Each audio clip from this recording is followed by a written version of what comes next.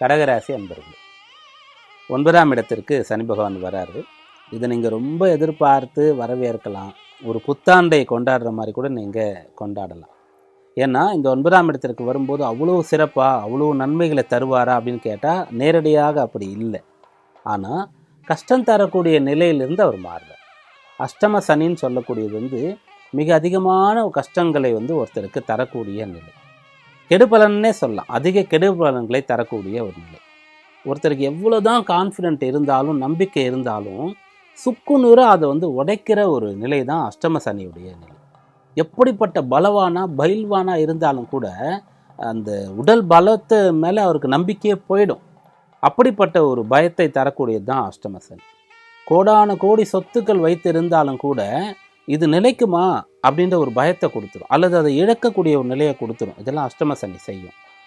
அப்போது பெரும் பணக்காரர்கள் பொருள் சம்பந்தமான பயத்தை அடைந்திருப்பீங்க. பிறந்ததுலேருந்தே நான் பயந்ததே இல்லை, எனக்கு அப்படியே ஒரு குவியல் புதையல் போல் என்னிடத்துல பொருள் இருக்கிறது, அதனால் பணம் பற்றி நான் என்றைக்குமே கவலைப்படலன்னு சொன்னவங்க கூட அஷ்டம சனி இல்லாததற்கான ஒரு பயம், ஒரு கவலை உங்களுக்கு வந்துடும். அது மாதிரி உடல் ஆரோக்கியத்தை பேணி பாதுகாத்தவர்களும் கூட ஆரோக்கிய பயம் பெற்று இருப்பீங்க. மன உறுதியோடு எதையும் எதிர்கொள்ள நபர்கள் மன ரீதியாக கஷ்டப்பட்டுருப்பீங்க. ஒரு பயம் வந்திருக்கும், நம்பிக்கை இழந்திருப்பீங்க. இதெல்லாம் அஷ்டம சனியில் நடந்திருக்கும். ஒவ்வொருத்தருக்கும் ஒரு மாதிரி இருக்கும், ஒவ்வொரு காரணங்கள் இருக்கும். ஆனால் இப்போ அதெல்லாம் முடிவுக்கு வருகிறது. அதனால் நல்லது நடக்கிறது அப்படின்ற ஒரு நிலை, கஷ்டம் முடிகிறதுன்ற ஒரு நிலை. இப்போ உங்களுக்கு நடக்கக்கூடியது எக்ஸாக்டாக உங்கள் கஷ்டம் முடிகிறது. நீங்கள் உங்கள் பிரச்சனையிலிருந்து விடுபடுறீங்க. துன்பத்திலிருந்து, துயரத்திலிருந்து, கவலையிலிருந்து, பயத்திலிருந்து, மனக்கலக்கத்திலிருந்து, இன்னும் சொல்லப்போனால் குழப்பத்திலிருந்து நீங்கள் விடுபடுறீங்க. இதெல்லாம் உங்களுக்கு இருந்து. ஏன்னா 9ஆம் இடத்திற்கு சனி வரார். 9ஆம் இடத்தை என்னன்னு சொல்லுவோம்னு சொன்னால் பித்ருஸ்தானம்னு சொல்லுவோம், தர்மஸ்தானம்னு சொல்லுவோம். அதை குருஸ்தானமாக நாம் பார்ப்போம். அப்போது 9ஆம் இடம்னு சொல்லும்போது முதல்ல பித்ருன்னு சொல்லுவோம். ஒரு குழந்தைக்கு தந்தை எப்படி, அதுபோல் இப்போ இந்த சனி 9ஆம் இடத்திற்கு வர்றது. அப்போ அந்த குழந்தைக்கு பள்ளியில் சேர்ப்பார். பிறகு அந்த குழந்தைய முன்னெல்லாம் வேலையில் கொண்டு போய் சேர்த்து விடுவார். அவர் பார்த்துட்ருக்கிற பிஸ்னஸை சொல்லி கொடுத்து அப்படியே செய்ய வைப்பார். இப்போ படிக்க வச்சா அந்த பிள்ளைகளே எல்லாத்தையும் பார்த்துக்கிறாங்க. அதுபோல் ஒரு அப்பா கூட இருந்து உங்களுக்கு இதெல்லாம் செய்கிற மாதிரி, உங்களை கைட் பண்ணுற மாதிரி, வழி நடத்துகிற மாதிரி இந்த சனி பகவான் உங்களுக்கு இதன் பிறகு பலன்களை கொடுப்பார். அதாவது என்ன பண்ணுவார்னா வழியை காண்பிப்பார், ஆனால் நீங்கள் தான் உழைச்சி அதை அடைஞ்சிக்கணும். அப்போ இந்த சனியை, இந்த 9ஆம் இடத்து சனியை, இந்த பயிற்சியை அதிர்ஷ்டமான காலம்னு சொல்லிட முடியாது, உங்களுக்கு நல்ல காலம்னு சொல்லலாம். அதே மாதிரி ஒரு குரு என்பவர் ஒரு சீடனுக்கு, சிஷ்யனுக்கு ஒரு கலையை, வித்தையை, கல்வியை போதிப்பார், சொல்லி கொடுப்பார். அதில் இன்ட்ரெஸ்டடாக இருந்து அதை மேலும் மேலும் பெருக்கி கொள்ளக்கூடிய விஷயம் அந்த சிஷ்யனுக்கு தான் இருக்குது. அதனால் அந்த 9ஆம் இடம் சொல்லக்கூடிய குருஸ்தானமாக இது இருக்கிறது. கட்டாயம் உங்களுக்கு இது நாள் வரைக்கும் தெரியாத வழியெல்லாம் தெரிய வரும், கிடைக்காத உதவியெல்லாம் கிடைக்க வரும், நல்ல அறிவுரைகள்லாம் உங்களுக்கு இருக்கும், பக்க பலம் கிடைக்கும்.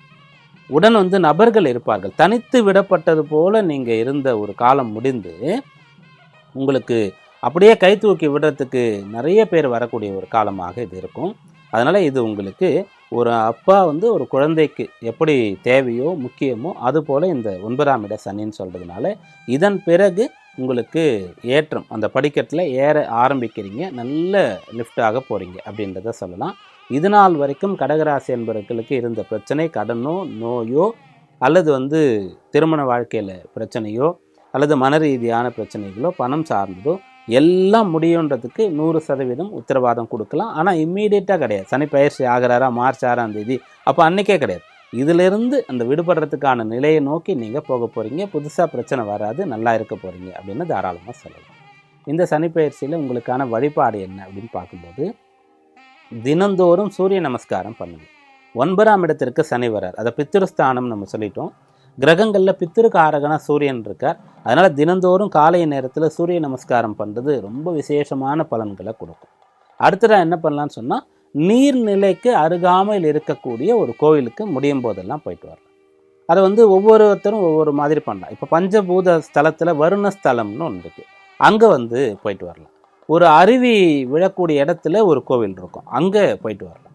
ஒரு கடற்கரையில் ஒரு சுவாமி பெருமாள் இருப்பார், அங்கே நீங்கள் போயிட்டு வரலாம். அப்படியாக நீர்நிலை அருகாமையில் இருக்கக்கூடிய கோவில்களுக்கு, காவிரி ஆறு, தாமிரபரணி ஆறு, வைகை ஆறுன்னு சொல்லி அந்த ஆற்றங்கரையில் இருக்கக்கூடிய கோவில்களுக்கு போயிட்டு வர்றது மிகச்சிறந்த பலன்களை உங்களுக்கு தரும்.